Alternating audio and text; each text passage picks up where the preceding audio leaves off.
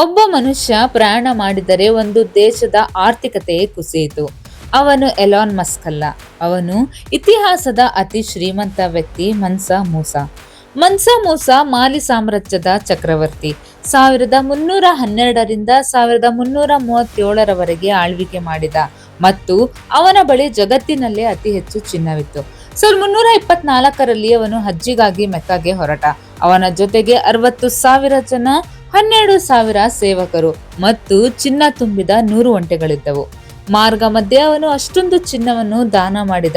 ಅಂದರೆ ಈಜಿಪ್ಟ್ನಲ್ಲಿ ಚಿನ್ನದ ಬೆಲೆ ಕುಸಿತವಾಯಿತು ಮತ್ತು ವರ್ಷಗಳ ಕಾಲ ದುಬಾರಿ ಸಮಸ್ಯೆ ಎದುರಾಯಿತು. ಆದರೆ ಮನ್ಸಾ ಮೂಸಾ ಕೇವಲ ಚಿನ್ನದ ರಾಜವಲ್ಲ. ಅವನು ಶಾಲೆಗಳು, ಗ್ರಂಥಾಲಯಗಳು, ಮಸೀದಿಗಳು ನಿರ್ಮಿಸಿದ. ಟಿಂಬಕ್ಕು ಜಗತ್ತಿನ ಜ್ಞಾನ ಕೇಂದ್ರವಾಯಿತು. ಇದಕ್ಕೆ ಇತಿಹಾಸಕಾರರು ಹೇಳುತ್ತಾರೆ, ಮನ್ಸಾ ಮೂಸರ ಸಂಪತ್ತು ಎಣಿಸಲಾಗದು. ಇದೇ ನಿಜವಾದ ಶಕ್ತಿ. ಇಂತಹ ಯೂಟ್ಯೂಬ್ ಶಾರ್ಟ್ಸ್ಗಳಿಗಾಗಿ ನನ್ನ ಚಾನಲ್ನ ಸಬ್ಸ್ಕ್ರೈಬ್ ಮಾಡಿ. Thank you.